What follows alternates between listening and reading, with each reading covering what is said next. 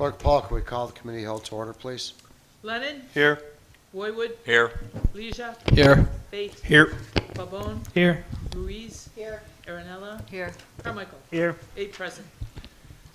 Okay, for the open at 7 o'clock, we have a presentation from our Finance Department.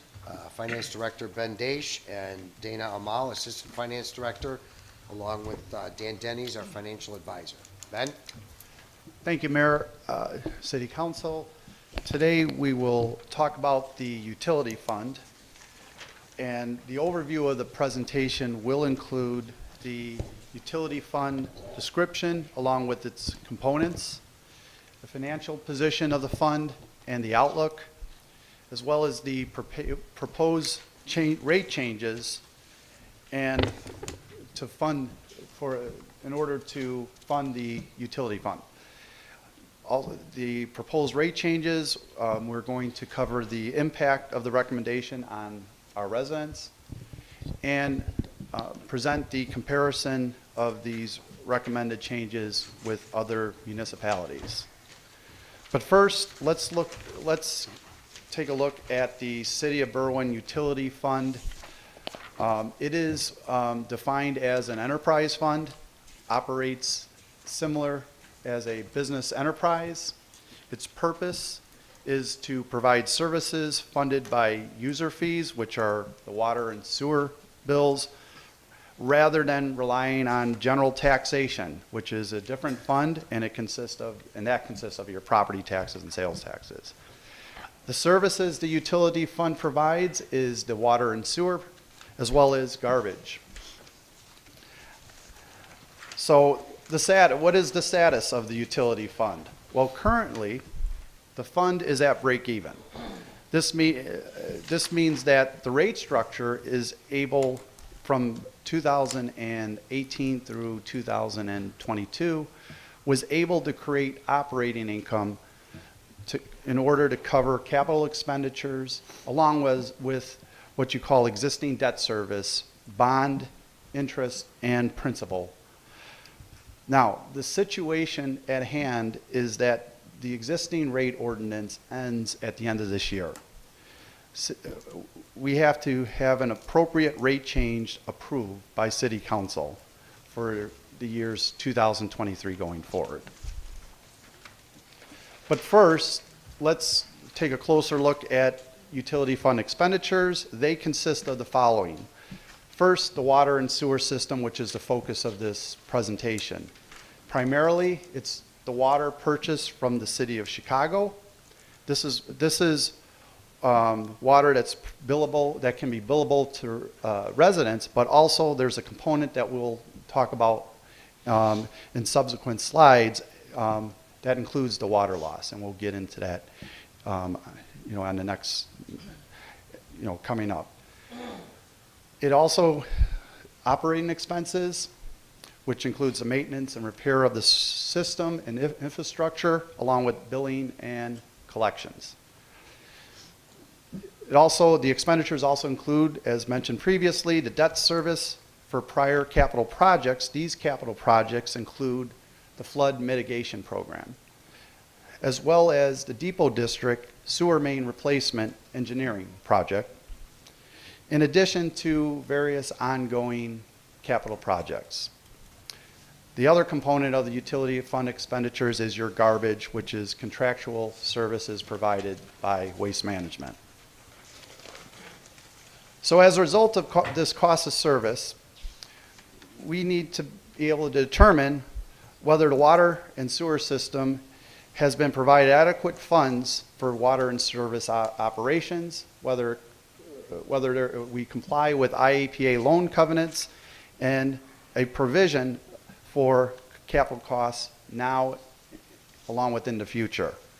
From our study of historical and budgeted data going forward, we have determined that in 2023, an additional $1.6 million will be required for 2023 expenditures. Of these expenditures, from going clockwise, we have the City of Chicago at $400,000.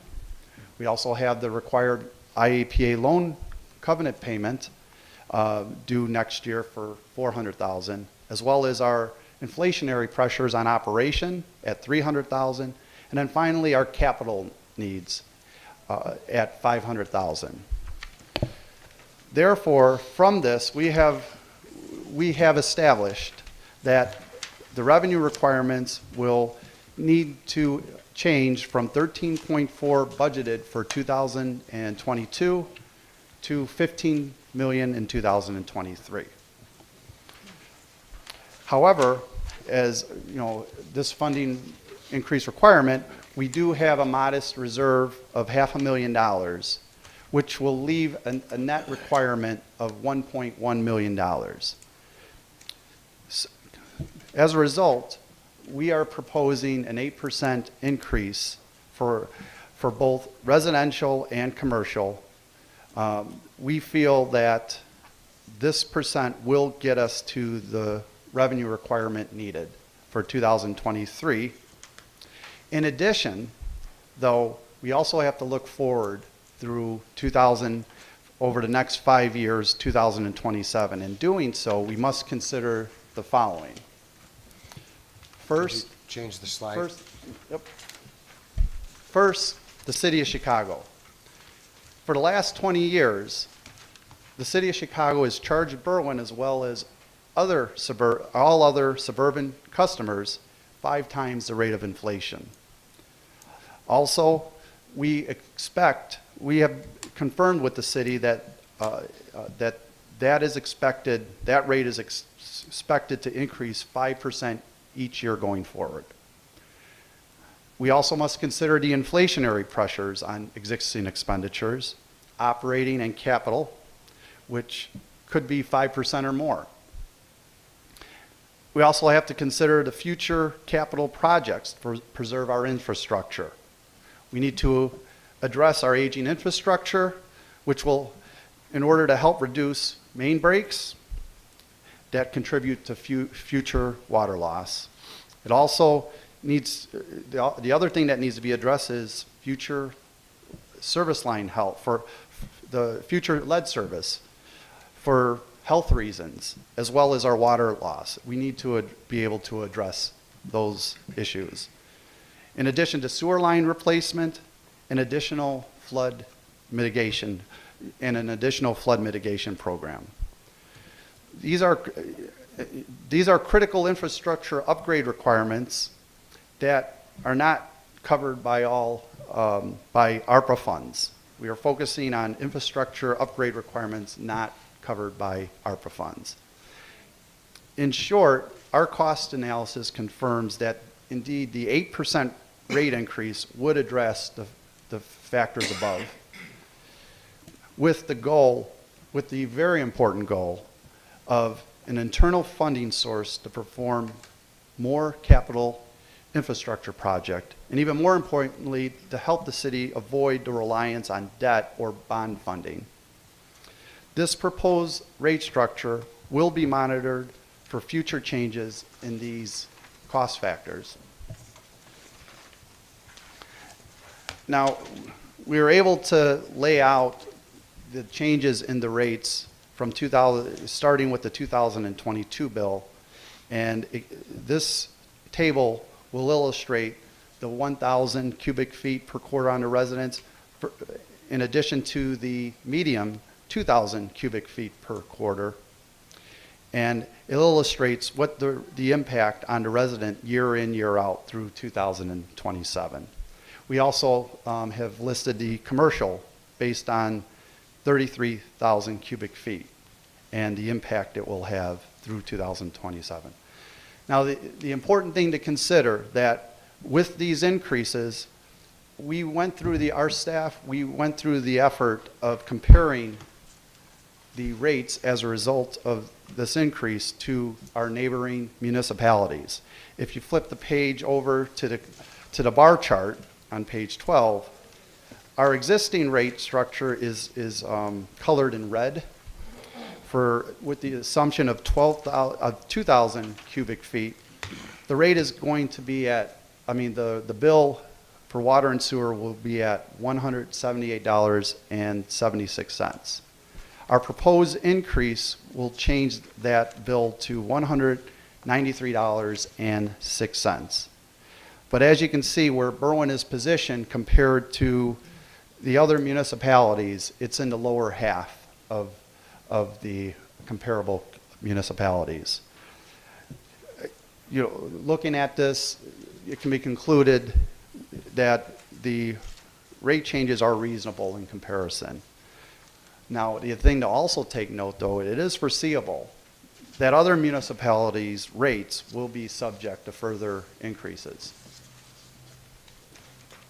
So in summary, we need to have water rates to provide sufficient for adequate funding.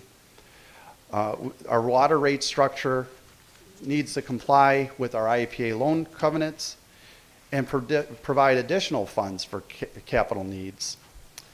The proposed rate structure we have determined to be reasonable compared to surrounding communities with a moderate impact.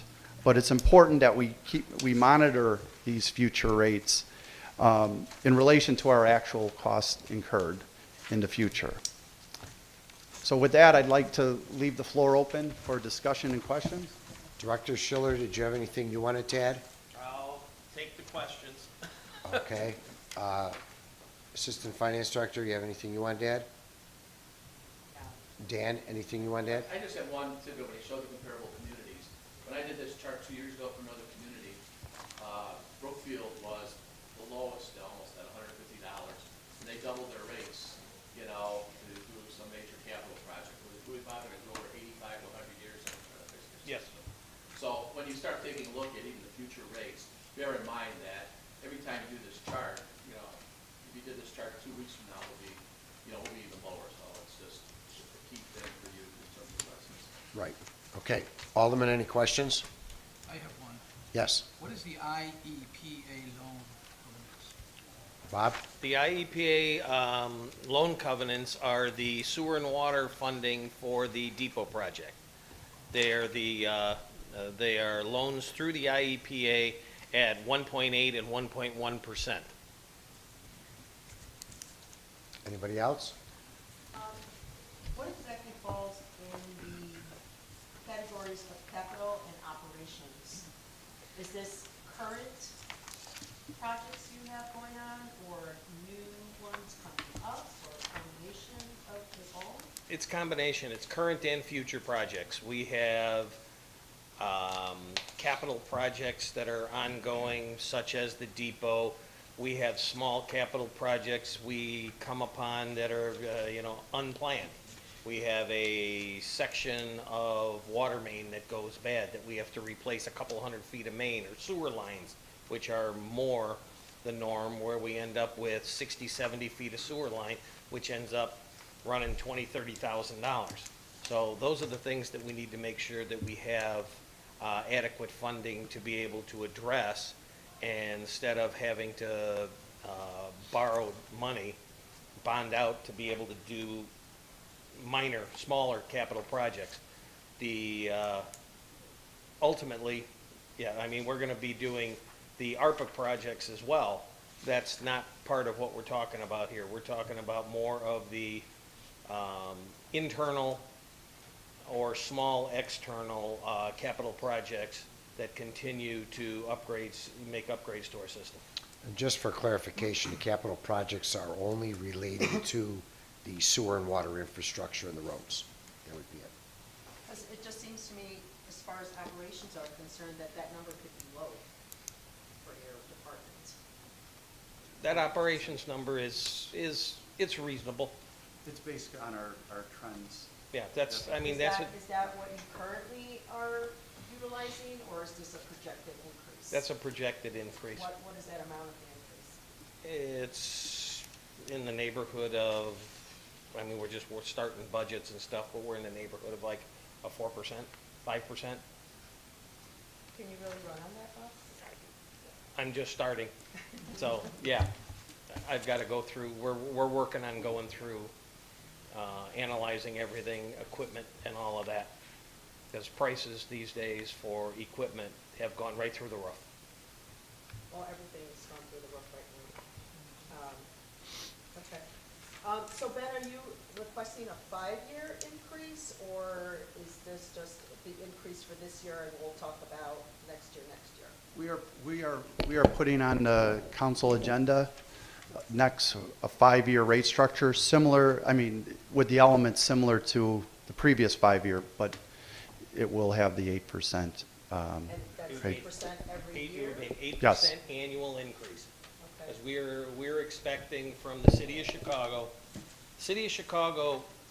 a little history, the city of Chicago back in 2012 to 16, decided they were gonna enter into a huge capital program, and they did it on the backs of all of the local municipalities.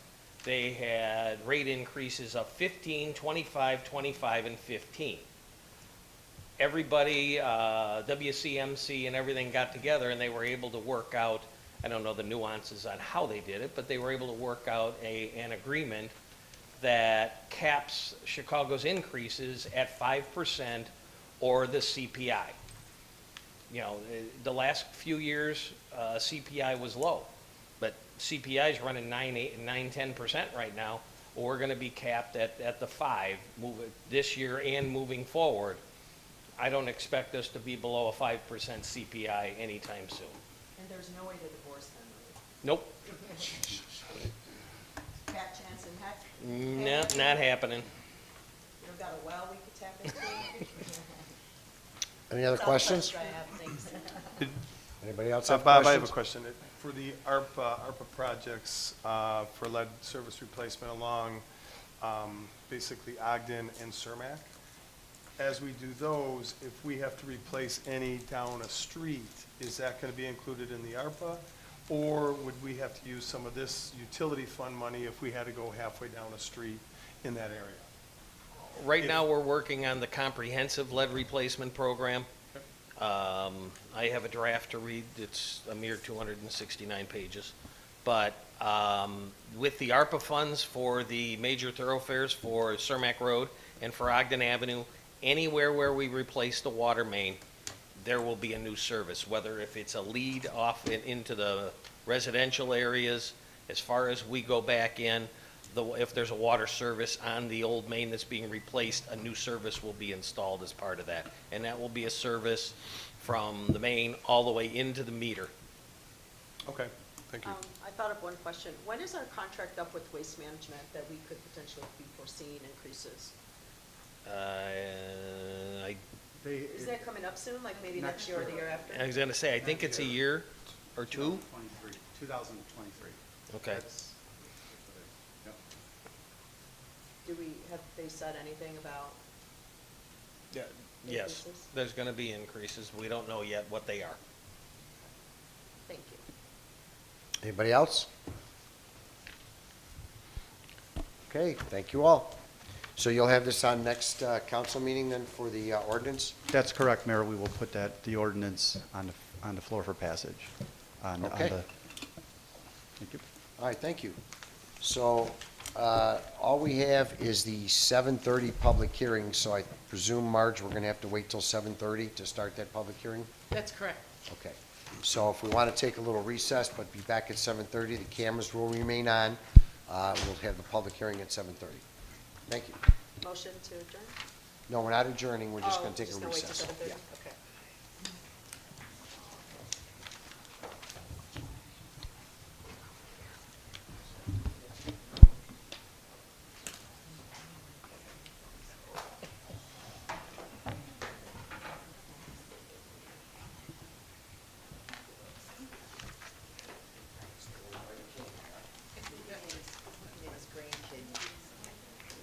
No, it's candy in his drawers there.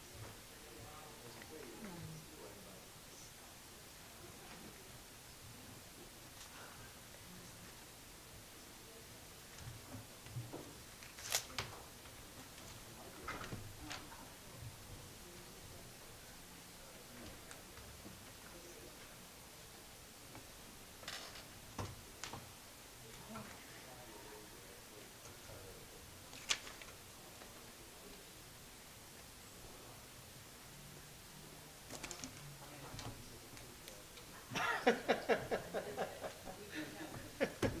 you by any chance watch the DART spacecraft slammed into the asteroid yesterday? No. It was phenomenal. It's a NASA project Hey, how are you? for planetary protection. Yeah. It was, I just happened to watch it. I have a niece who's studying aerospace engineering at University of Michigan. Oh, wow. And so I'm watching this and it's like 30 minutes to impact. And it's fascinating because the one I thought we were gonna hit was actually the bigger asteroid. And this smaller one is like a moon and it just spins around this one every 12 hours. And so we saw it as just a blip of light on a telescope. And so we had anything to do with it, right? Yeah, I'm taking all the credit. But NASA was able to calculate with phenomenal precision to go up there. It took 10 months to fly this thing up there. And as you're watching, where the Come on, you never seen Armageddon? Oh, I love those movies. Of course I did, right? It's a true story. Yeah, and so they were predicting, they were trying to predict how much they were gonna miss the thing by, right? And so in the 30-minute window, the mission control is going through these checks and they find out, well, we don't think we're gonna miss it, so everybody's like, work. And then it gets closer and closer, and they were within like 3 feet of their determined spot where they were gonna actually hit this blip of light. The spacecraft has a camera, had a camera in its nose, right? And so it's getting closer and closer, it flies past the big one, it gets closer and closer. I start texting my niece, and this is phenomenal, and she was watching it in Michigan, and we're going back and forth, and it just gets closer and closer, you can see the individual rocks, you could know exactly how much it would hurt if it fell on one, it's so precise. And then it smashes in, and they know they hit it because there's no more picture. And so now they're gonna be able to figure out how far they knocked it off course. And when I texted my niece and I said, kind of sad, like when I watch a bird get out the window or something, you know, this thing is dead now. It's just neat. But it was just the science That's of it interesting. is just Isn't that amazing how that all yeah. works? And now they have to see whether or not they were able to push it. And so I'm from Detroit, right? You are? I did not We know are that about from you. Detroit, yeah, I am. And we get a lot of Canadian TV. So all my life we've watched curling. We know exactly what curling is. We watch it on the Olympics. Yeah. And so I say to Haley, you know, for every problem now there was once a solution. And think of curling when you just gently throw that stone down the ice and it hits others and it collides with everything else. I said, are these certain what's going to happen now that we shot this asteroid Right? off their trajectory? I mean, we at least knew where this one was. Yeah. Now it's going to go No clue. careening and Yeah. whatever. You know? It's like a pinball machine. You know? Right. It's going to hit something else. Yeah. And we, 20 years from now, we're going to say, Yeah. don't tell them we hit that 20 years ago, because now it's going back. Wait, it's, That is funny how that works though, It right? was It's really really interesting how that works. Because Yeah, you're I right, did it's like hear- hitting a ball, a pinball, and Right. seeing what the trajectory ends The up. conspiracy theory that NASA's doing this because they know there's a big one coming towards Earth soon. there was one not long ago that every nation missed. They didn't have it at all tracking this, and it came, you know, it wasn't going to hit us, but it was close enough that they saw it. Yeah. When it was finally, that was really eye-opening. Yeah. But, you think, what are the odds? It happened once. Right. It's not like lightning. Yeah. Well, maybe it is, because there's a lot of people who've gotten struck by lightning more than once. Right. So, no, it is fascinating.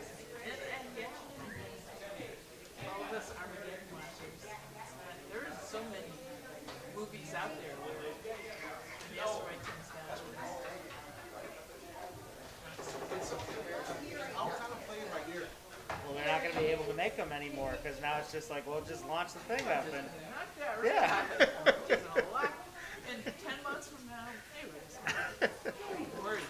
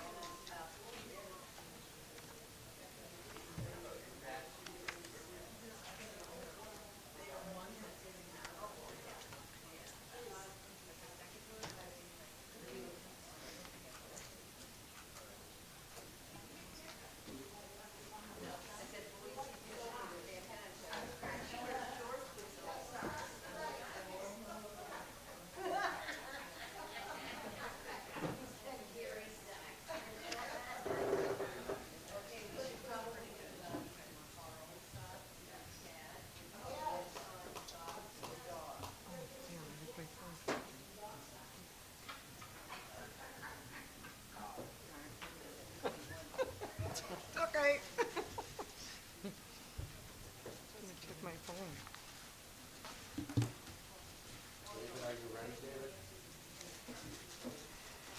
David, are you ready? You ready? Okay. If we can resume our committee of the whole meeting, we have the public hearing for the zoning map amendment for the 3100 South Ridgeland and 6415 Stanley. You have two communications in your packet. One is H1, which was the deferred item. Based on the clerk's recommendation, that one should be replaced and removed from the call, and we'll just proceed with H2. But when we get to that in the agenda, just so you're all aware of what's occurring. David, you want to go through with the public hearing, please? Mayor, just for a second. Go ahead. For the record, I'd like to report that proof of publication was published in the Chicago Sun-Times on September 9th, and that I posted a copy of the legal notice for this hearing on September 8th. It was also placed in the city calendar. My office did not receive any written formal requests or protests filed against the map amendment. Thank you. Thank you, Marge. David? The two properties that we're seeking to have rezoned from the I district to the C2 district would be what we know as pillars, and then the second one was the former gas station. Both of these properties, individually or collectively, to be used as industrial properties, just really are not suitable. They don't make any sense to have industrial properties at those locations. So what we're looking for is creating a zoning provision now by rezoning that would allow these properties to be redeveloped under the C2 designation. By doing such, we believe that the city will have a greater opportunity for redevelopment to occur on these properties. If they're taken individually, the property at 3100 Ridgeland will clearly need some sort of variation for the future because of its irregular size and dimensions and the requirements for parking at that property. But I'm happy to answer any questions that council might have. And just so council's aware, there was a third property that was mentioned at the last meeting. That is actually ComEd facilities there. So we felt, along with the advice from Kleinthorpe and Jenkins, Lance Molina from the zoning commission, that we should keep that industrial property and not change that. Because there's not going to be any redevelopment on that property at this point. Anybody have questions? Just for clarification, Dave, you said C2, but it's C3, correct? I'm sorry, C3. Thank you. Okay, anybody else? All right, hearing no questions, then that H2 is up on the agenda this evening. I have nothing else then for the committee of the whole, the public hearing, so if we'd have a motion to adjourn the committee of the whole and the public hearing, please. So moved. Second? By Ruiz, seconded by Lennon. All those in favor? Aye. Opposed? The ayes have it. See you at 8 o'clock. We don't have anything, just have my utility stuff done. doesn't.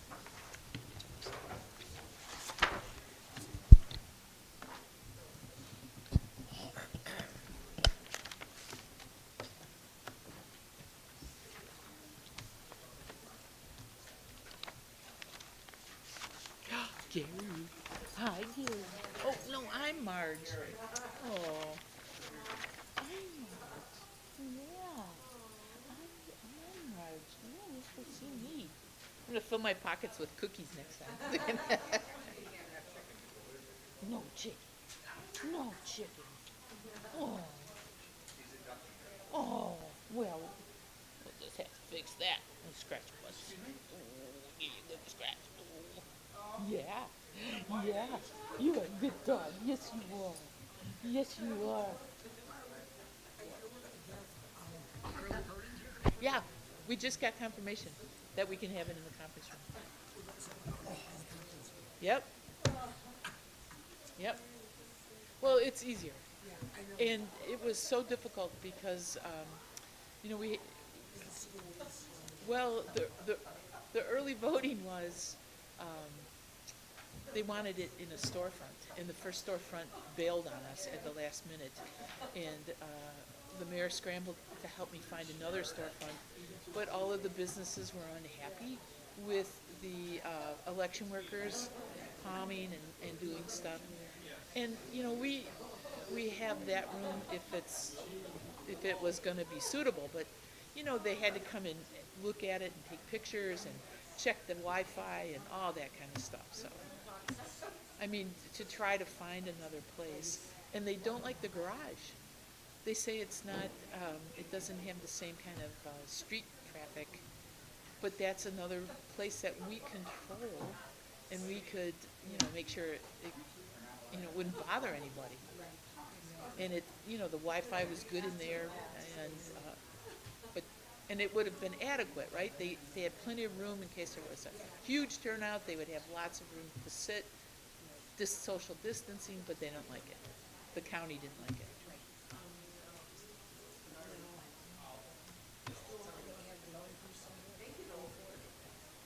Yeah, and then you'll be over at Emerson.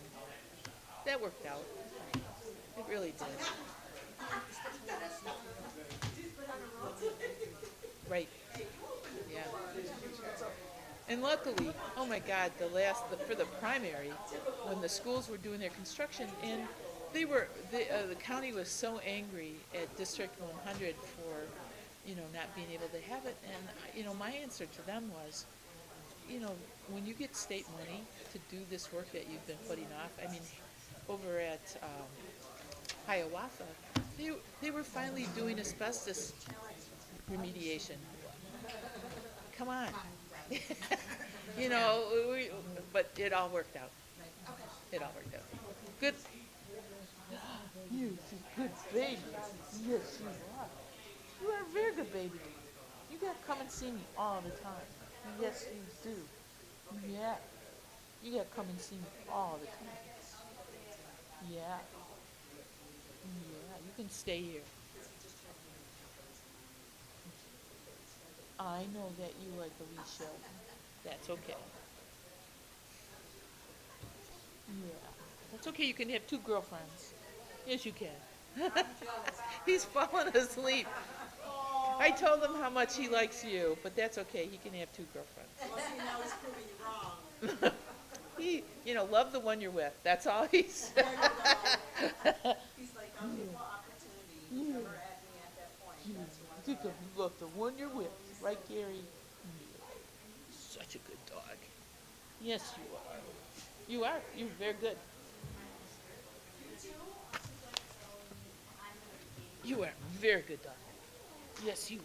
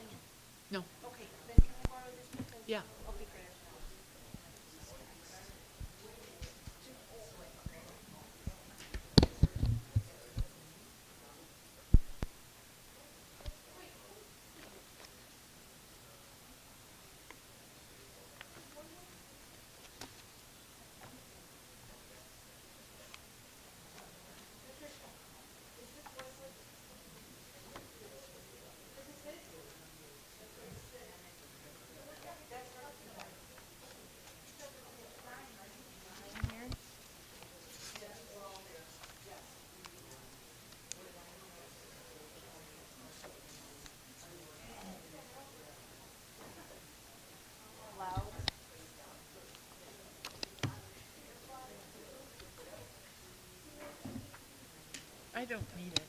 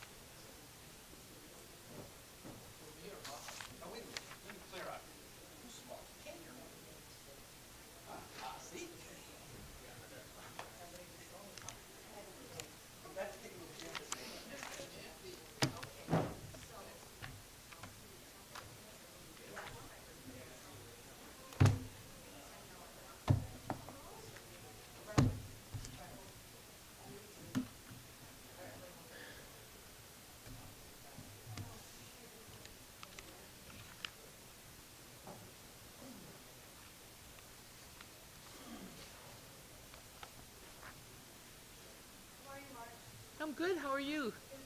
Did you have a nice weekend? I did a lot of work in the yard. That was good. I did too. Get ready for.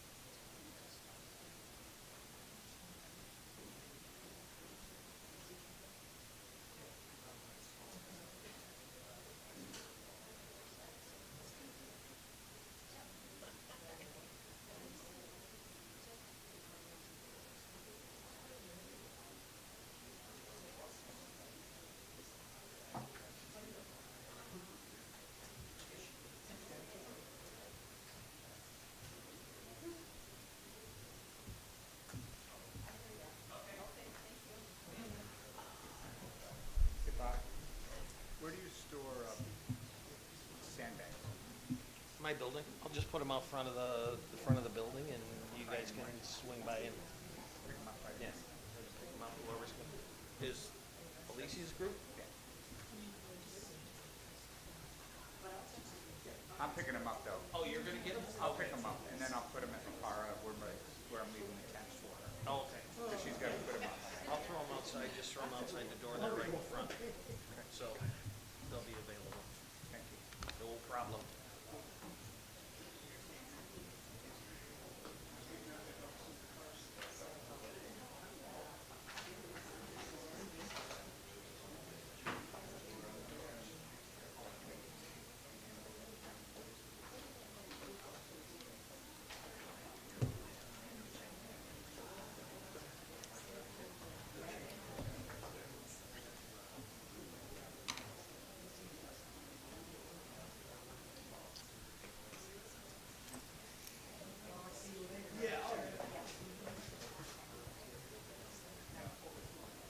How long did it take you to get your car from the ballet Friday night?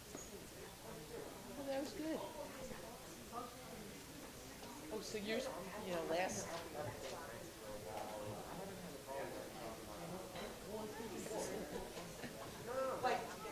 We got home really fast.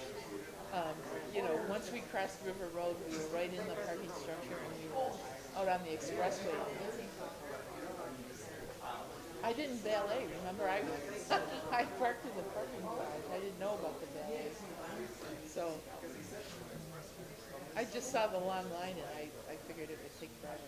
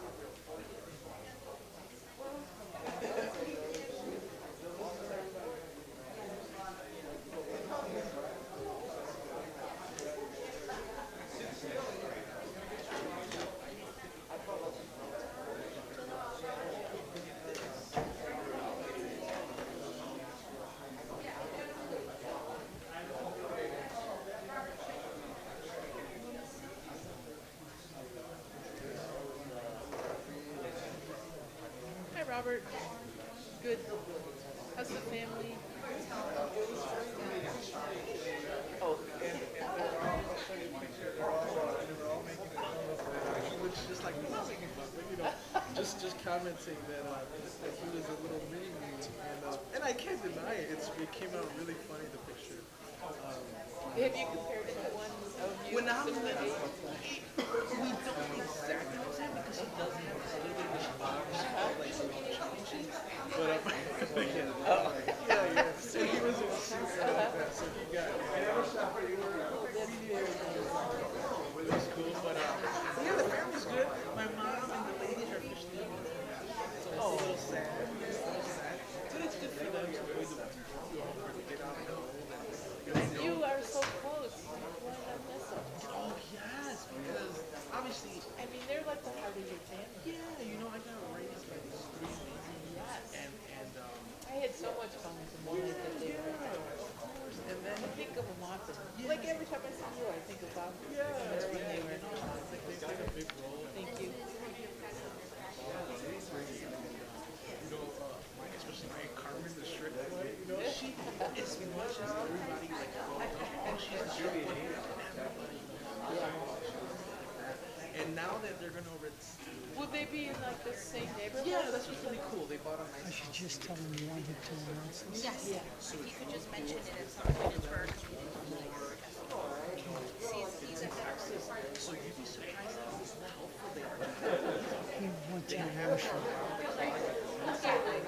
They didn't want to go to repair place so it's like perfect. Like they're like near, really warm, but they have access to health care. But I know they told me that you're gonna miss your son. They're gonna miss the grandkids. Yeah. And so they joke about they didn't even ask about me anymore. If I talk to them, they're like, hey, how was Brown's Day? It's fun. But yeah, no, it's hard. But yeah, well, for sure. But you feel good because they're going to be tucked away in a good spot.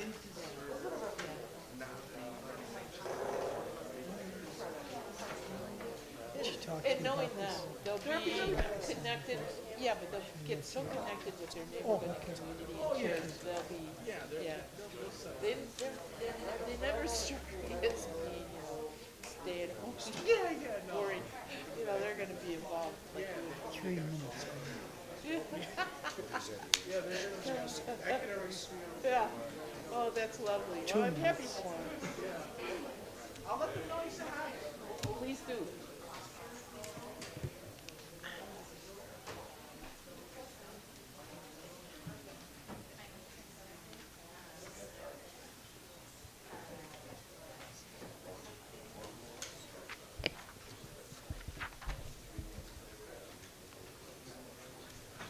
Everybody is here. Everybody is here.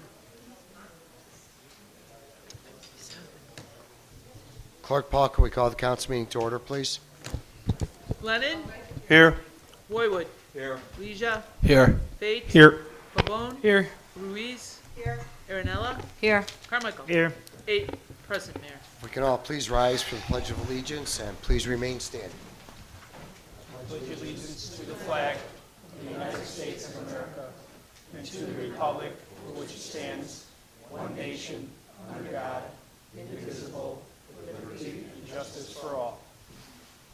If we could please keep in our thoughts and prayers the family of Mike Kajowitz, who is the father of our Berwyn Public Library Director, Tammy Sheedy, and all the men and women we have on the street tonight.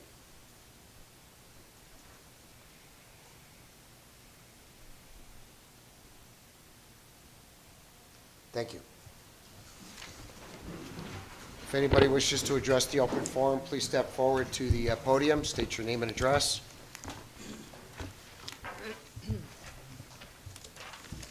Good evening. My name is John Piconio. I'm a resident of the Second Ward for 27 years. I came to the last council meeting about the rodent problem we have. Since then, I've been working with the mayor's office and Claudia to get residents the information they need to help us fight this issue together as a community. I have been passing out flyers for a request for containers, broken lids, or any other issues with containers, how to report a missing garbage pickup, and rodent prevention tips. Like I said, I've been passing around all these flyers, and I've been speaking to residents of Berwyn also in our second ward, and a lot of them are giving me a lot of compliments for taking the initiative, because also all the people I've been talking to also have the same problem as I do in my house or our house in the backyards. So they would like to see what's going on, and I was just wondering also that what is there a status on that? I believe we talked at the last meeting about the consultant or something. Did we start anything on that? Actually, it's Mr. Claudia, Mayor? it's Claudia and I that are drafting for the consultant, so we haven't completed it yet. Okay. We had an initial one that was drafted previous to this that we had sent over to another entity, but we just got to change it around to the consultant now instead of what we had before. So it shouldn't take us that long. All right. And also, I was talking to Claudia about this also, that Saturday night, I happened to walk outside. It was about 11:30, and right after the big rain we had. And I turned to my left, right out in front of the house, and there was a family of raccoons, like 2 huge ones, and like 6 or 7 small ones following. And they weren't small, the babies. They were good sizes. And actually, some of them were coming out of the gangway of my neighbors, and one of them came down off the tree. So I don't know, is there something that we can do about the raccoons also, or trap them? Because, Mr. Mayor, this morning, I walked out in the alley, and Joe, the exterminator, has put a bait box back there. Okay, and I happened to walk in the back, and the bait box is completely moved, and all the bait is out of there. So I'm assuming the raccoons are eating it. You're probably Now, right. do we want to kill the raccoons, We or? can't. That's what I'm saying. Yeah, so we can contact animal control to try and trap the raccoons, but by federal law, we can only remove them, I believe it's 1 mile from when we found them, which doesn't really help because they find their way back. Well, yeah, it's like taking them to Harlem Avenue, and then what? Exactly. Exactly. But that's unfortunately how federal law has tied our hands with respect to raccoons, possums, and animals of that nature. Yeah. But besides that, I mean, like I said, I've been working with the neighbors, in our ward, and they'd like to see something going on. We'll continue You know to what I move mean? on it. And I appreciate your time, and have a good night. Thank you for your help. Thank you. Yep. Good evening, Mr. Livero and fellow aldermen of the town of city of Berwyn. My name is Gerardo Nava. Of course, it's a pleasure to see everyone here this evening. And I come here this evening to kind of speak about some very important issues. But the first one I want to discuss about was in regards to tonight's very important decision to help subsidize some of the town's funds to support a TIF, as referred to as the pay-as-you-go redevelopment agreement within the Realty of Chicago. Now, from my understanding, Mr. Livero, you have received a lot of financial support. You've had generous contributions from the Realtor of Chicago within the past over 6 years or so. And then in the last 3 years, you've had a consistent support of over $10,000 of support from Realtor of Chicago. Now, I understand that providing that support, providing that financial reimbursement helps you out, of course, and then the efforts that you've been doing to try to, run for campaigns and helping out with, your intent to continue your work in your office. Now, I find it a little bit of an interesting concern and I'd say this genuinely when I say it's a genuine concern, because for some people to look at the relationship with Realtor of Chicago and yourself and regarding with this decision that's taking place that has, of course, members that have, I'm sure, potentially, now I'm not saying anything directly, of course, I'm sure potentially have profited a little bit from that donations that were provided by Realtor of Chicago. And part of the reason I'm bringing this up is because I'm sure there might be a very strong incentive to vote yes to subsidize town funds to support Realtor of Chicago.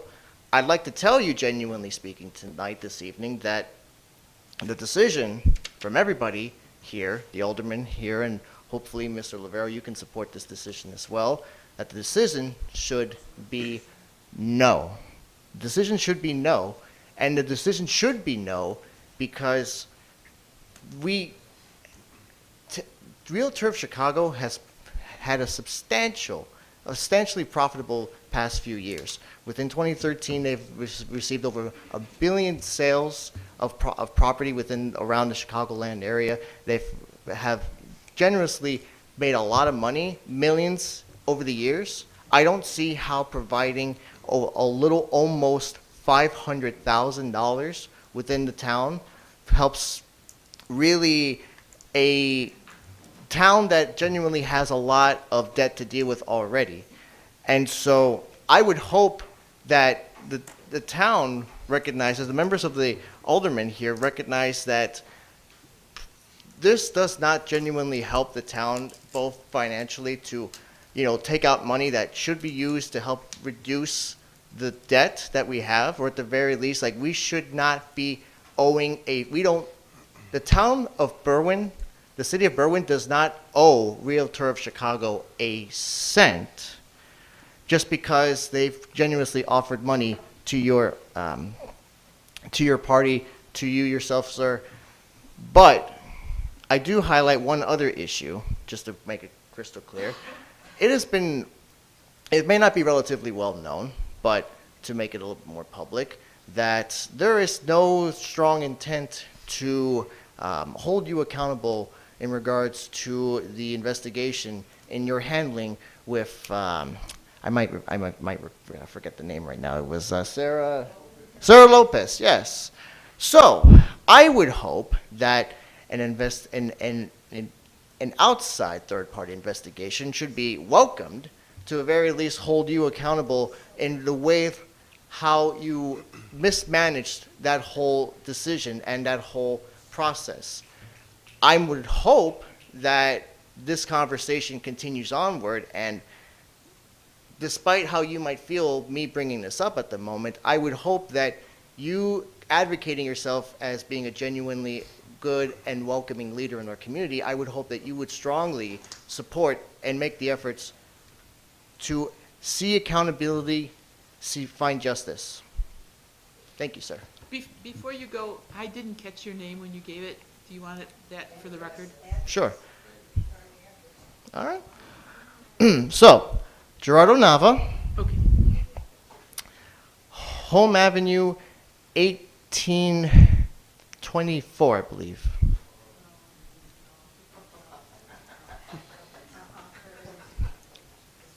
David, if you would address, since it's a BDC application, it's a BDC recommendation, it's not my recommendation or my application, but I will address that I actually signed Alderman Carmichael's online to say have the investigation. So hopefully that answers the question for you. But Dave, if you want to address his concerns about the application, please.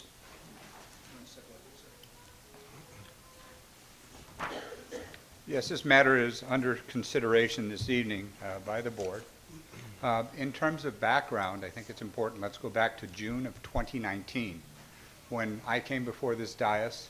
Not all of you were on council at that particular time, but we brought up two programs for the tax increment financing district.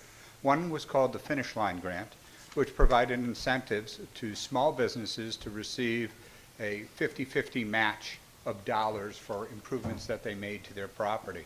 And in that program, we put a priority for the first 2 years that you had to be a business that had already been there so that we could provide funds to the existing businesses first. The second program was a program that we called Pay As You Go. And it was a program that was designed to incentivize developers to come into our community and build properties or improve upon properties. That was done just as a general sense, trying to encourage folks not only along the Cermak corridor, but along Roosevelt and in the Depot District. Then we go ahead and move forward 2 years later. We had Realty of Chicago came into the community and said that they were looking for a corporate office to create. That the individual who was the owner said, look, I love this community has been good to me, it's been my home, I want to go ahead and redevelop and invest in the community and be more part of the community. He met with myself, Mayor Lavero, and Alderman Lennon when he made that statement and said, you know, what's available? I'm particularly interested in the property that he eventually went on to purchase and said, I really like this property. And we said, well, this property is under litigation with the city. We're seeking a demolition action on it. We've been in court for 3 years trying to get the property torn down. And he said, well, I think it could be saved, and I'd like to have that considered. What incentives are there out there that exist? We shared with him the pay-as-you-go, and we shared with him the Finish Line Grant Program. He looked at it and said, well, okay, I'm going to go ahead and proceed. And then in November of last year, I came to council and I said, well, this developer is looking to go ahead and move forward on this project. He'd like to go ahead and buy the property. In fact, he's already bought the property because I believe he bought the property in June of 21. And he said, I'm not sure what I'm going to do with it yet. Is the pay-as-you-go, you know, an incentive that could be realistic? I presented it to council here. I shared it with all of you. All of you were on the dais at that time. I then received on November 8th, I want to say, an email from Alderman Pabon who said, hey, I'd like to be kept abreast of this. When an application comes in, please contact me with it. And I said, absolutely, I'll do that. In fact, I responded with an email to all of the aldermen. I said, this is the deal as I've laid it out to you. This is how it would be looked at under the pay-as-you-go scenario. That being said, I apprised all of you, said I was available for any comments, questions, or concern, made it very clear to the developer that until such point as an application is made and approved by City Council, there's no promises on what you get. You could get zero until City Council says you get something. The developer proceeded at his own risk and said, okay, I'm going to go ahead and continue to make this investment. It's going to cost me roughly $1.2 million to improve the property. And granted, I overpaid for the property. I paid $820,000 for a piece of property, which I had appraised a few years earlier. The number I had it appraised at was $420,000, less the demo cost, because the appraiser looked at it and said the building is worthless. In fact, it was a building that was recommended to be torn down, and as a result of litigation that the city was doing prior to this, the city was saying the building should be torn down. I had toured that building and recommended upon my inspection of it immediately to Mayor Lavero that the building be red tagged and that no firemen be allowed to go and risk their lives in it because the floors were removed, unbeknownst to the city. So that gives you a sense of what the structure was actually like. We had a study that was done years ago looking at buildings that had historic significance on Cermak. This was one of those buildings that actually jumped up there and said this would be an important structure to go ahead and save. So at this point in time, we have a developer who's now saying, I'm willing to make this commitment to this community and make the improvement. Does he have funds to go ahead and do that? Yes, he's verified all the funds that he is able to go ahead and commit to this. The pay-as-you-go program wasn't really a program that was based to say, hey, you have to need to go ahead and to be eligible for it. In fact, you have to be making an investment in the community, and we, being the city of Berwyn, if we see fit, are willing to then go ahead and give 25%, up to 25% of the cost of the project, in some cases more if it deserves so, and reimburse the developer. The only way the developer gets this money is his property taxes have to increase. So if the property taxes roughly now are at $10,000 because it's been a vacant, abandoned structure, it's paying so little, and now it gets improved and let's say hypothetically, the property comes valued in at 60,000, that's a new increment of $50,000 a year that is now eligible for the developer to get back. So albeit had he not made the improvements to the property, this increment would not have been created and no one would have benefited by it. So I think it's important to realize what the intent of the program was, to incentivize people to look at our community and invest in our community.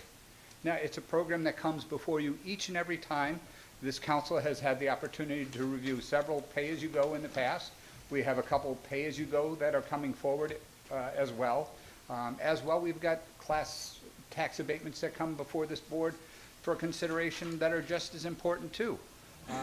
So I think that gives you at least a background, Mayor Lavero. Happy to answer Could I ask questions. you one question, David? Yes, sir.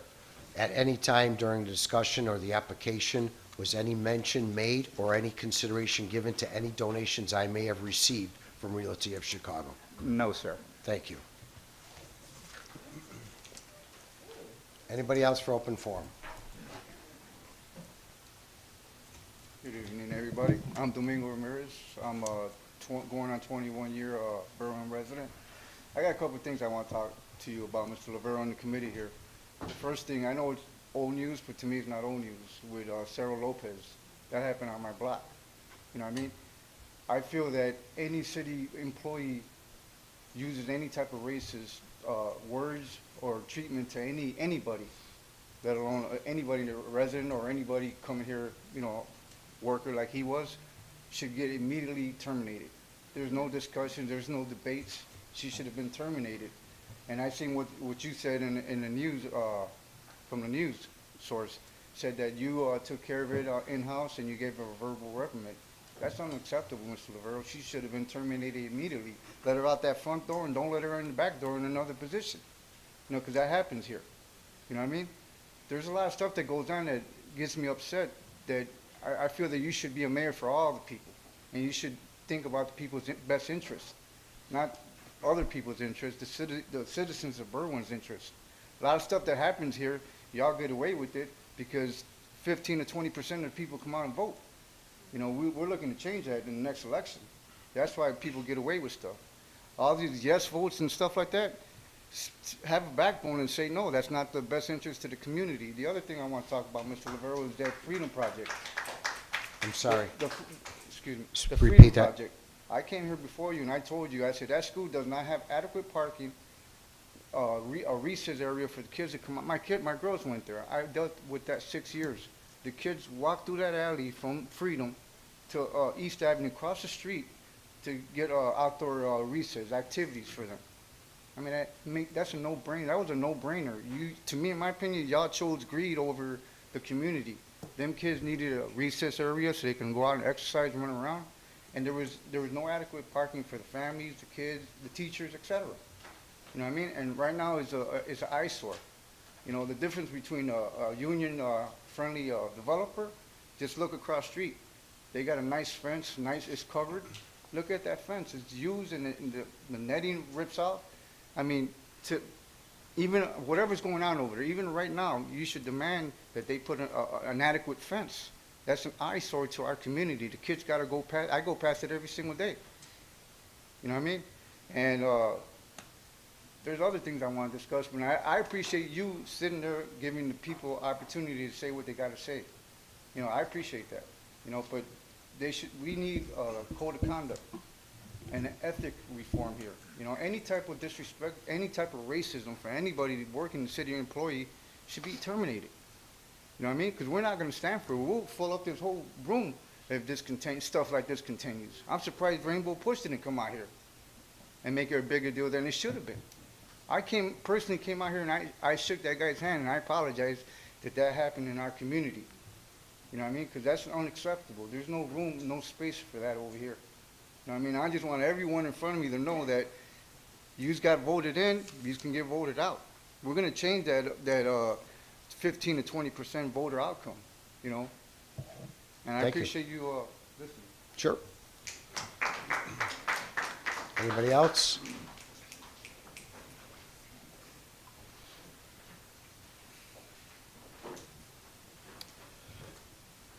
Good evening, Mayor, Treasurer, City Clerk, and City Council.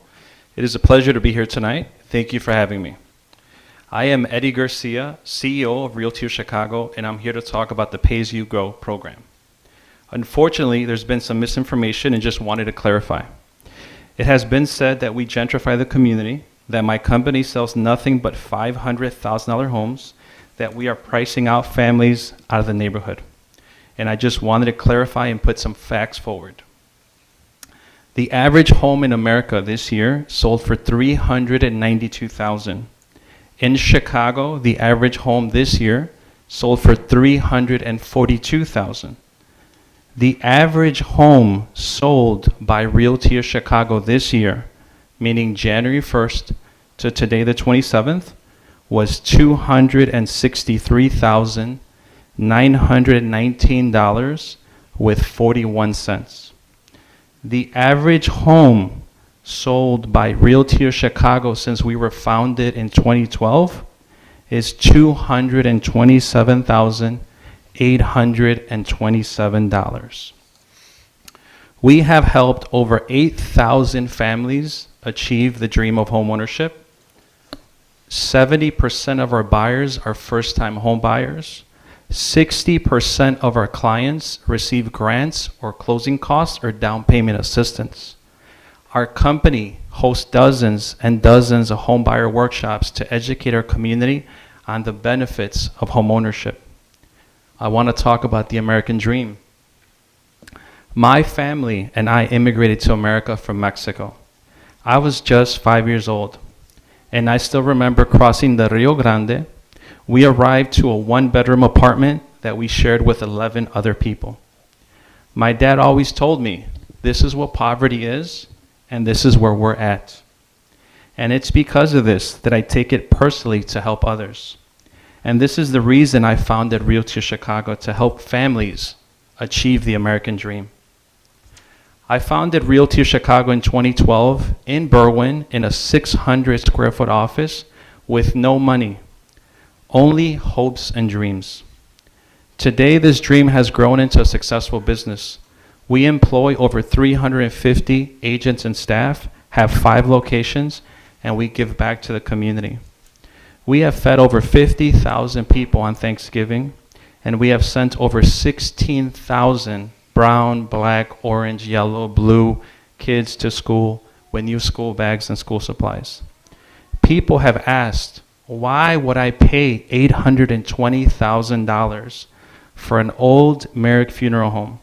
It was abandoned for over 25 years, dilapidated and in disrepair. And I want to let you know that I paid this much because I wanted to reinvest in Berwyn. I could have gone to Oak Brook, I could have gone downtown, I could have gone to Elmhurst, but I wanted to keep our headquarters in Berwyn. I appreciate this community and everything it has given us, especially me, the opportunity to be a business owner. And this is why I decided to invest millions of dollars in this project. When people ask where did this money come from, this is 16 years of hard work.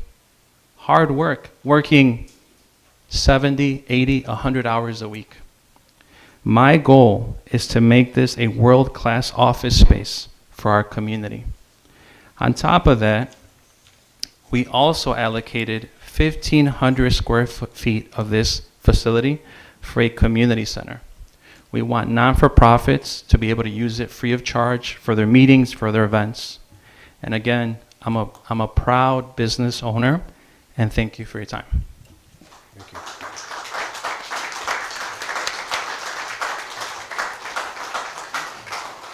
Hi, everyone. My name's Dave Peterson. I live on the 1400 block of Home Avenue. I really want to thank everyone who's here not being paid or doing this for money. I'm here. I made improvements to my property today with my hands, so I'm glad that I'm not the only one doing that in the neighborhood.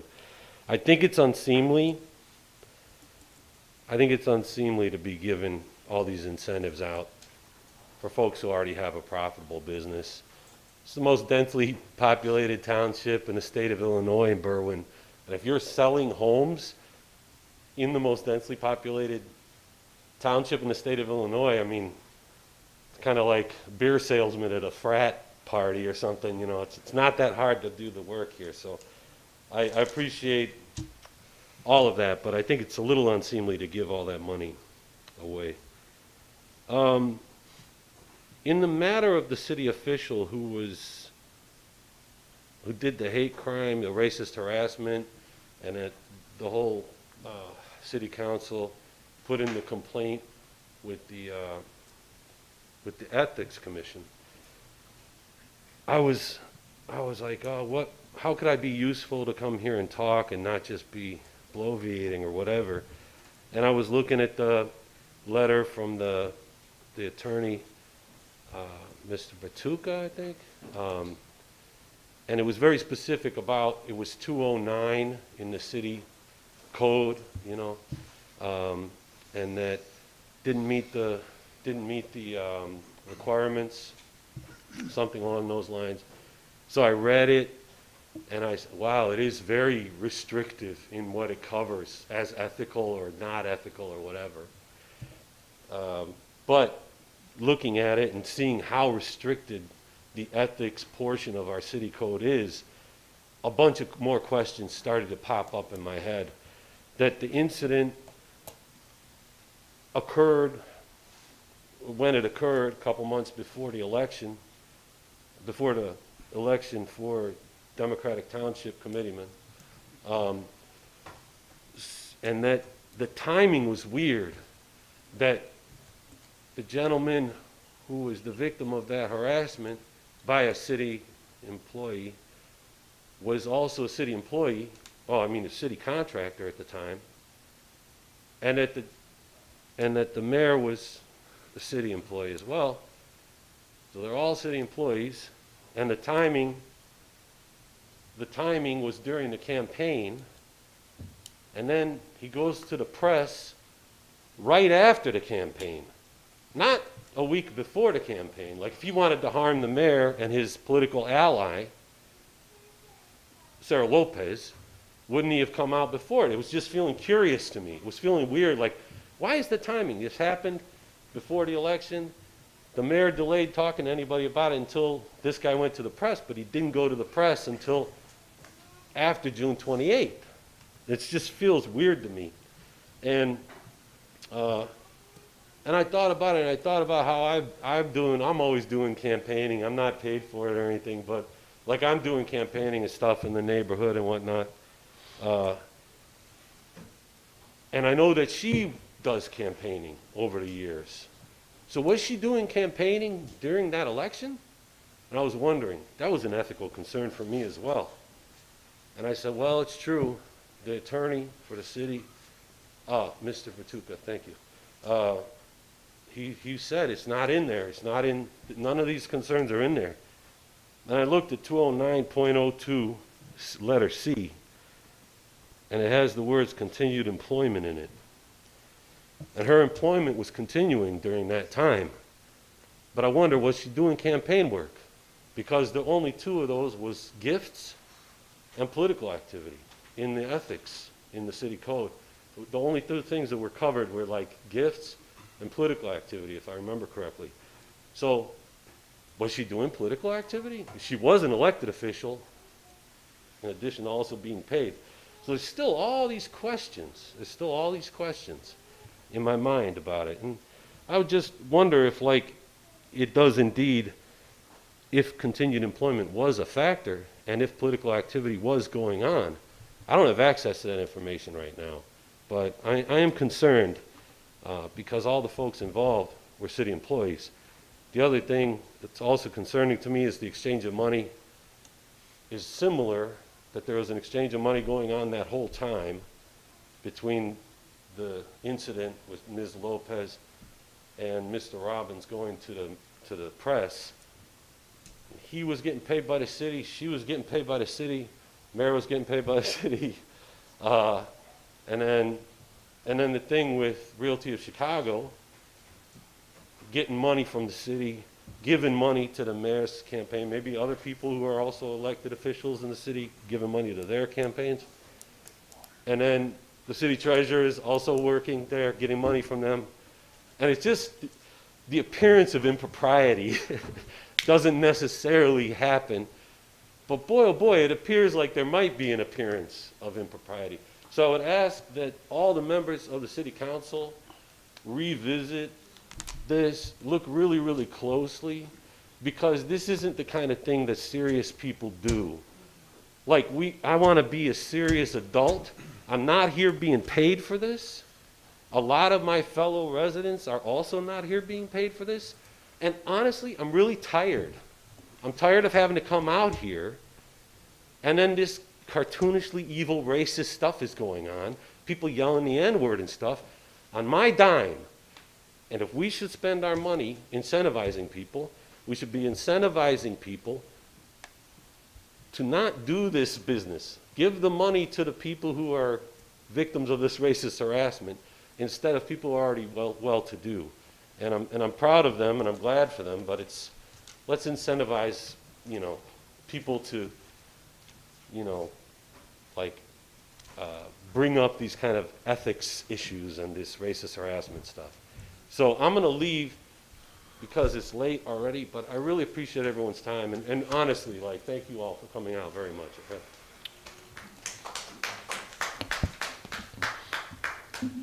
Hi, good evening. My name is Danielle Burns, and I'm on 16th and Clinton, the 7th Ward. I also came out here during the whole Sarah Lopez incident. It caused a lot of commotion, and this room was a lot more crowded than it is tonight. And it is very sad what happened that night. People had really hard feelings. My daughter came out to the podium and spoke. She's only 8 years old, and that night she learned what the N-word was, because that's not something that we say at home or that she's ever watched on TV or listened on the radio or Spotify like kids do nowadays. It was a very shameful night that she had to witness. She also felt very strongly about it, and we left that night without any more follow-up in that incident. And then later we learned that Sarah Lopez had gotten fired, and that was a good thing. But most of us here wanted an investigation. And there's apparently an ethics commission that was in charge of investigating that incident. We don't know who those people are or who keeps accountability on that, because there was no follow-up, and that is very concerning. Like I said, it was such a big commotion that even little people learned about that incident. And it is very shameful that in this day and age that everything gets tracked on the internet. Down the road, kids are going to Google this, and they're going to see who was involved. And names are going to come up more, because apparently the Ethics Commission is a secret commission. Like, nobody knows who's there. Like, I don't know who's there. So names are going to come up. And I just want to remind you that there's a different time. You are going to be held accountable, not just now, but in the future. That's your voting base in the future. And this is what they're witnessing. It's not just about us. I think we can agree that the world is not what we thought it was going to be. Nowadays, there's very few people that get benefit from it. And one of those people are, here to take even more money. And, that with the Realty of Chicago thing, I understand there's money that could be given to businesses that are going to give back to the community, but I don't see how a real estate business, which is a very profitable business, can do that for us. And I know, Eddie, you have a background similar to mine, and I haven't reached my dream of owning my own company, and, kudos to you.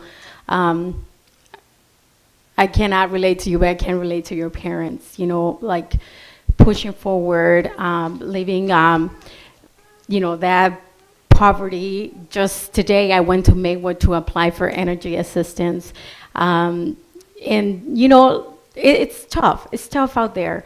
So I ask you, Eddie, to please consider, on principle, not to take this money. That's how you can benefit the community more. Just on principle. I think there's a lot of conflict of interest. The fact that Realty of Chicago donates money to a party or to a group of people, a group of candidates. Don't take the money, Eddie. People will find out. People will remember. And I hope that you continue to help out the community the best of your ability, which I'm sure you're able to. You have great power. Comes with money.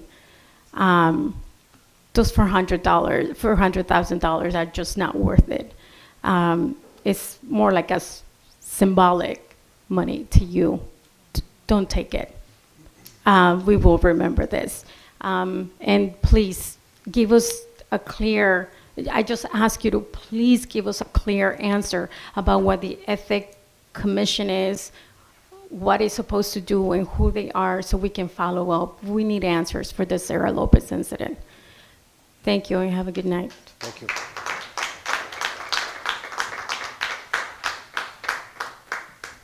Chief?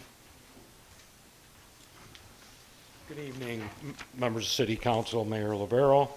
I would just like to invite everyone, citizens of Berwyn, to Berwyn Fire Department's open house this Saturday, October 1st. We were unable to hold the open house for the last 2 years, and we're really excited to host this event again in the community. We will begin with our honor guard performing the flag raising at 10 a.m., and the open house will continue until 1 p.m. There will be plenty of activities for kids, games, prizes, refreshments, and there will even be a live fire demonstration where you will see our firefighters put out a fire. So again, the event is this Saturday from 10 a.m. to 1 p.m. at the North Firehouse, which is 6615 West 16th Street. Thank you. Thanks, Chief. Any Alderman, anything for open forum, Alderman? Yeah, I would like to thank the BDC, police, fire, city staff, volunteers, business owners, residents, the community for another successful Oktoberfest. Any other Alderman? Mayor? Hold on. Any other Alderman? Okay, City Treasurer? Yes, Mayor, thank you so much for recognizing me. And I just wanted to talk a little bit about just some of the public comments that were made earlier today by the Alderman Pabon regarding my position as Vice President at Realty Chicago and the Pay As You Go program. So I just wanted to make it abundantly clear that I've gone over the top to be transparent and to avoid any public perceptions of conflict of interest. And like the mayor said, as a mayor, as the treasurer, we have no role in the BDC recommendations for the city council. So what's being considered today was brought forth from the BDC, the Development Corporation, and it's now being put forth for the council to make a decision. I did not attend any public meetings or any private meetings. That being said, as a treasurer, it's something very important to always take a look at how our taxpayer dollars, where they're going and where they're coming from. What we do know is that for the last 25 years, that building has been abandoned, dilapidated, and it's been an eyesore in the community, like the gentleman spoke about earlier. So for the last 25 years, the city taxpayers have been losing out on hundreds of thousands of dollars of taxpayer of taxes because the building is not being used. It's abandoned. There's no new tax money coming from that building. Moving forward, after this agreement is executed and if it does pass, the city of Berwyn and its taxpayers will be a winner, because after that 25% is paid back to the developer, every single one of those tax dollars will be going back to our tax base. And over the years, over a decade or more, we're talking about over $1 million in new taxpayer money. There's currently, obviously it's a dilapidated building, so nothing is being paid for that much. And then, and just also, just like I did on the Ethics Commission, I recused myself, and I have made sure to go above and beyond to be transparent and to make sure we avoid any conflicts of interest, just so that it's for the public good. And moreover, there's what is the alternative? I would love to see what is the alternative?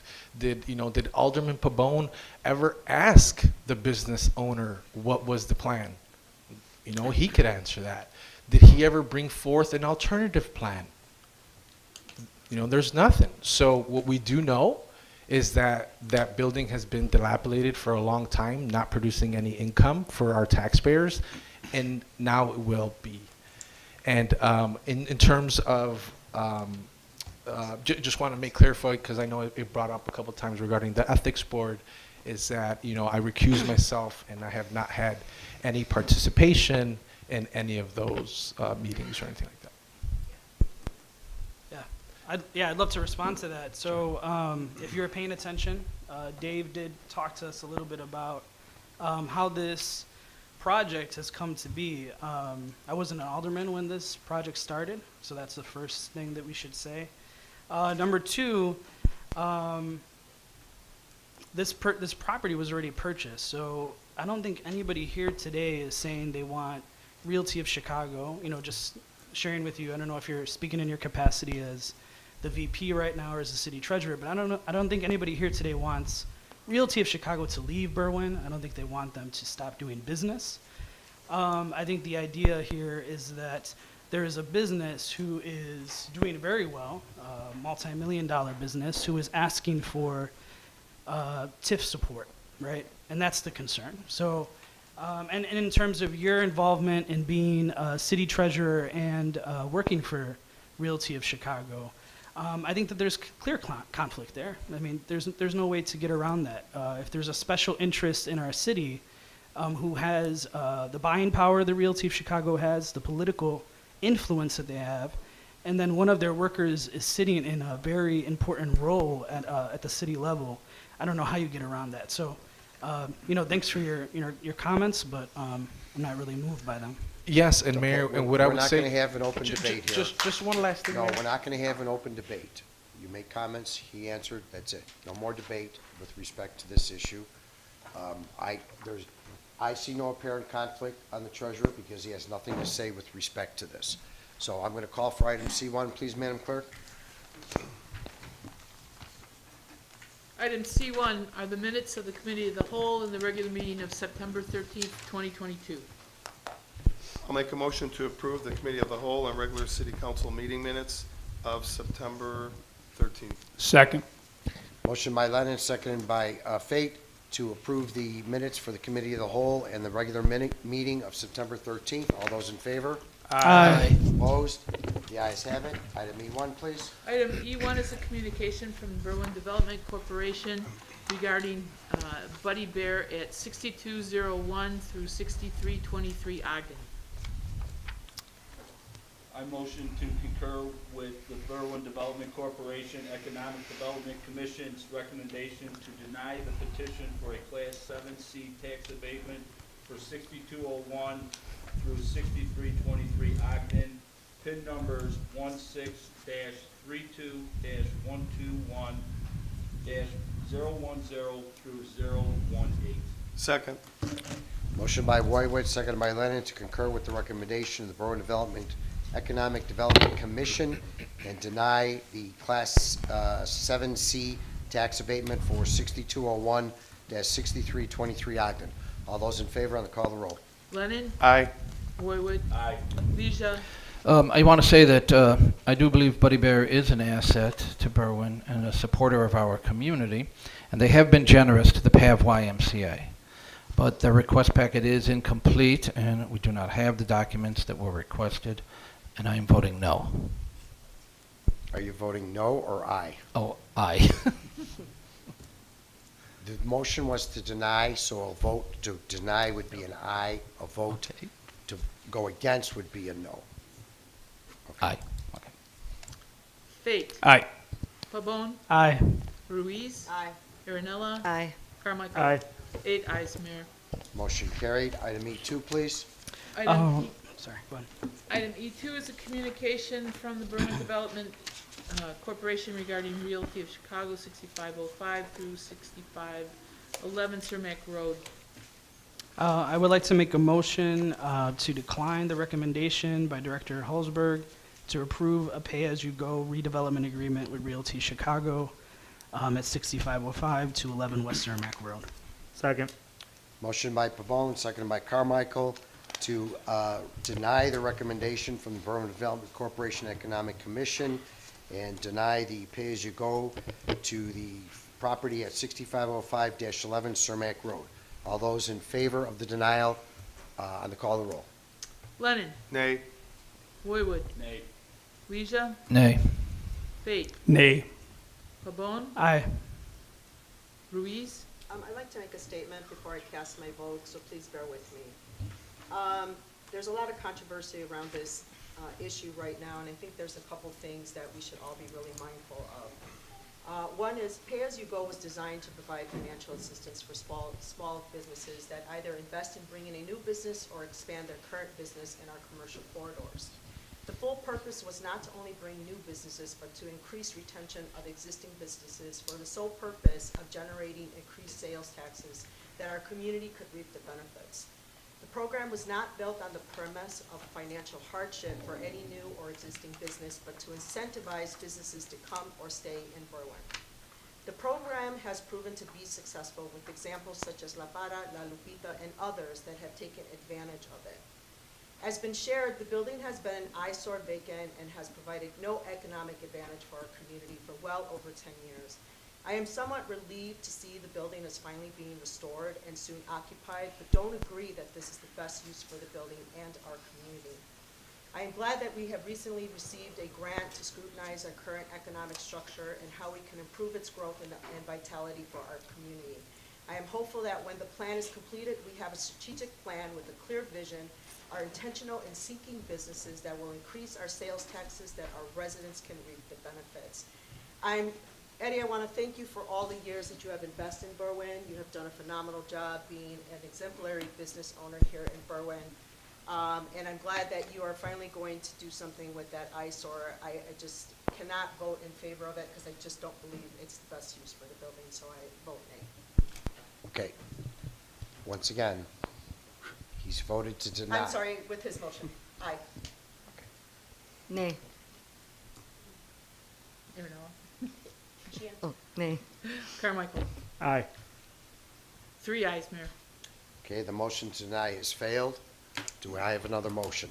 I'll make a motion to concur with the BDC and authorize legal counsel to complete a redevelopment agreement for the property at 6505-11 Cermak Road, Berwyn, Illinois, for the purpose of rebating up to $449,499 in economic development incentive, provided that the property in question produces significant revenue after the existing base established during the remaining period of the Harlem Avenue Tax Increment District, December 31st, 2031, to cover the amount. And I will say that I've been part of the economic development for the city for many years. That building has been questionable for up to 25 years. It has not produced a large amount of property taxes.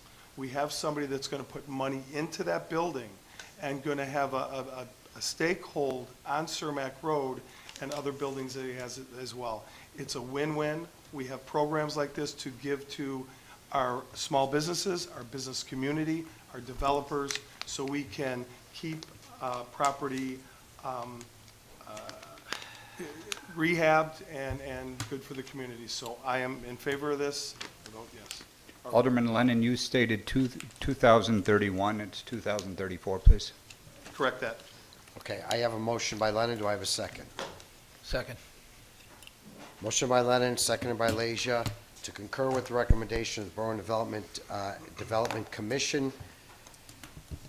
Approve and authorize legal counsel to complete a redevelopment agreement for the property located at 6505-11 Cermak Road for the purpose of rebating up to $449,499 in economic development incentive, provided that the property in question produces significant revenue above the existing base. All those in favor, on the call of the roll. Lennon. Aye. Boywood. Aye. Leisure. Aye. Fate. Aye. Pabon. Nay. Ruiz. Nay. Aaronella. Aye. Carmichael. No. I'm sorry, five ayes. Motion carried. Item F1, please. Item F1 is a proclamation recognizing Fire Prevention Week in Berwyn. Whereas on October 10th, 1921, the first National Prevention Day proclamation was issued by U.S. President Woodrow Wilson, expanded as a week-long national public health and safety campaign through the advocacy of the National Fire Protection Association in 1925 by U.S. President Calvin Coolidge, resulting in Fire Prevention Week. And whereas Fire Prevention Week has been observed on the Sunday through Saturday period in which October 9th falls to commemorate the Great Chicago Fire of 1911 as a way to keep the public informed about the importance of fire prevention. Whereas we commend the brave women and men of the Berwyn Fire Department and its administration, as well as first responders, for their commitment to prevention and protection through education by raising citywide awareness in observation of Fire Prevention Week. And now therefore be it resolved that I, Mayor Robert J. Lavero, and the members of the Berwyn City Council hereby proclaim October 19th through October 15th, 2022 as Fire Prevention Week in the city of Berwyn, and urge all members of our community to plan and practice a home fire escape plan for Fire Prevention Week 2022, and to participate in public safety activities and honor our brave firefighters and first responders who risk their lives to protect us every day. Entered upon the record of the city of Berwyn this 27th day of September. I move that we adopt the proclamation declaring October 9 to 15, 2022 as Fire Prevention Week, authorize the corporate authorities to affix the necessary signatures, and place it on its way to passage. Second. Motion by Leja, seconded by Fate, to adopt the proclamation declaring October 9th through October 15th of 2022 the Fire Prevention Week. Authorize the corporate authorities to fix the necessary signatures and place on its way to passage. All those in favor? Aye. Opposed? The ayes have it. Item H1, please. Item H1 is the deferred item from August 23rd regarding a zoning map amendment for 3100 Ridgeland. I motion to remove the referred and then deferred item H1 from the agenda as it is no longer correct and has been replaced. Second. Motion by Boywood, seconded by Lennon, to remove item H1 from the deferred item from the agenda as is no longer correct and has been replaced. All those in favor? Aye. Opposed? The ayes have it. Item H2, please. Item H2 is a memo regarding the zoning map amendment for 3100 South Ridgeland and 6415 Stanley, with an ordinance that reads, an ordinance amending the official zoning map of the city of Berwyn to rezone properties at 3100 South Ridgeland Avenue and 6415 Stanley Avenue from I Industrial Zoning District to C3 Depot Mixed Use Zoning District. I motion to approve the ordinance amending the official zoning map of the city of Berwyn to rezone properties at 3100 South Ridgeland Avenue and 6415 Stanley Avenue from I Industrial Zoning District to C3 Depot Mixed Use Zoning District, and ask the corporate authorities to affix the necessary signatures and send it on its way to passage. Second. Motion by Boywood, seconded by Lennon, to adopt the ordinance amending the zoning map of the city of Berwyn to rezone the properties at 3100 Ridgeland and 6415 Stanley from I Industrial Zoning to C3 Depot Mixed Use Zoning. Affix the necessary signatures and place it on its way to passage. All those in favor, on the call of the roll. Lennon. Aye. Boywood. Aye. Leisure. Aye. Fate. Aye. Pabon. Nay. Ruiz. Aye. Aaronella. Aye. Carmichael. No. 6 ayes, Mayor. Motion carried. Item I2, please. Item I2 is a communication from Alderman Ruiz requesting extension of the Vason Fairway closure for the Hispanic Heritage Parade. I'm excited to share that we've had a great response from participation from local organizations, schools, and businesses to participate in the parade. And so with that being said, I'd like to be a little proactive and use the Gunderson race, the Basin Fairway between Gunderson and Scoville as an overflow for the participants of the lineup on Gunderson Avenue. I'd like to make a motion for that. Second.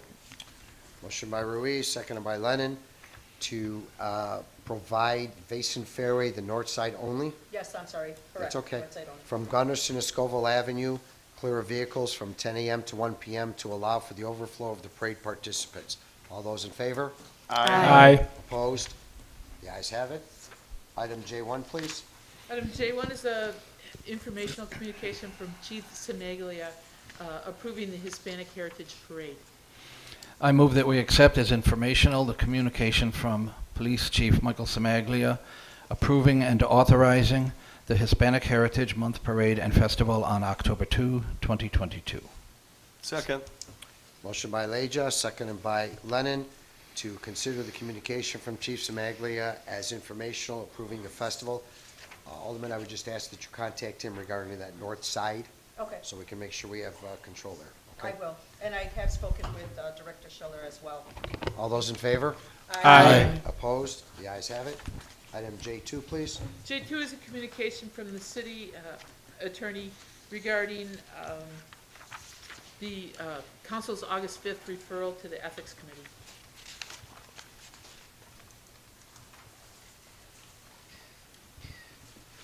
Does anyone I have will- any questions about this? I will make a motion, No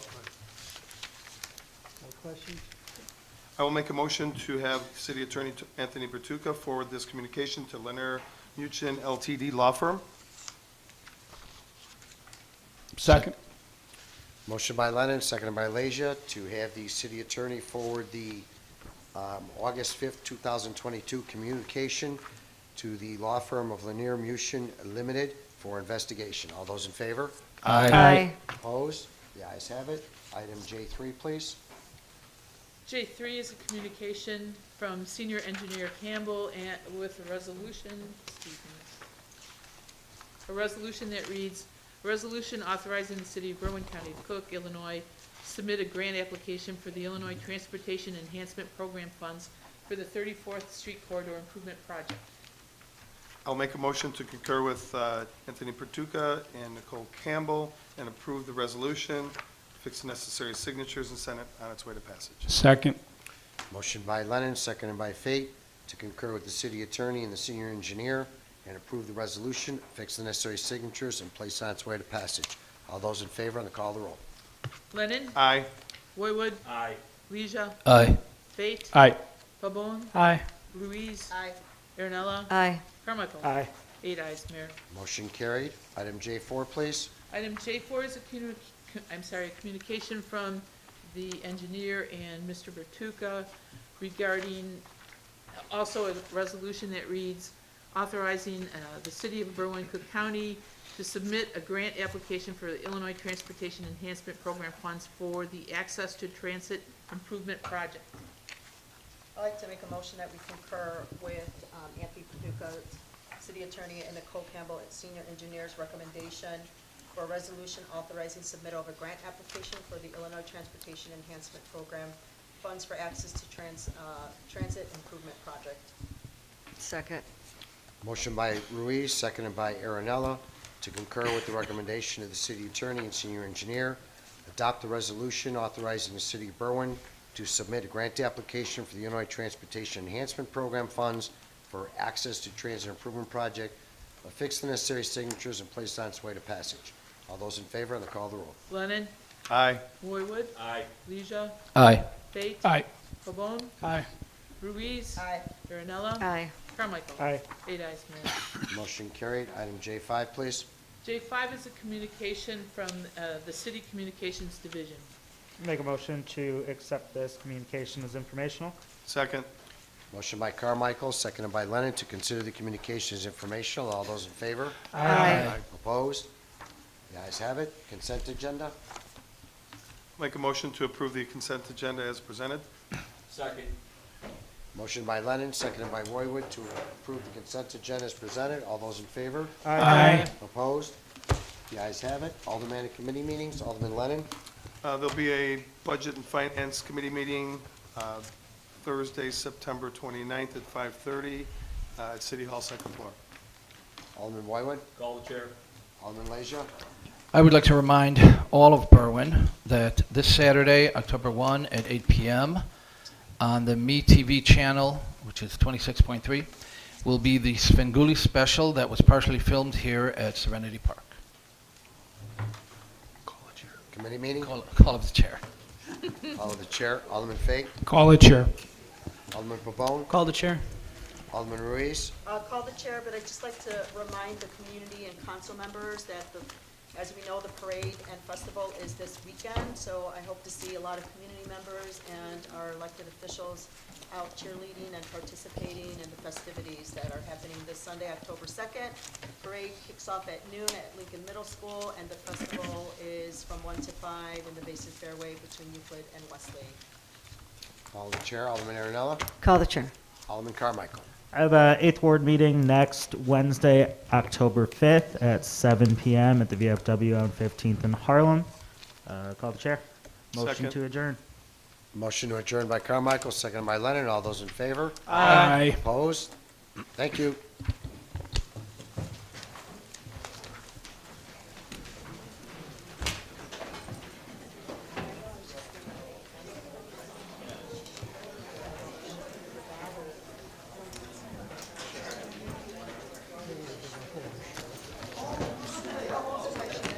Yeah. Okay. Yeah, that's mine. Yeah, it looks good. Yeah, no, so you had it all wrapped up. Well, I mean, Spirit is always present.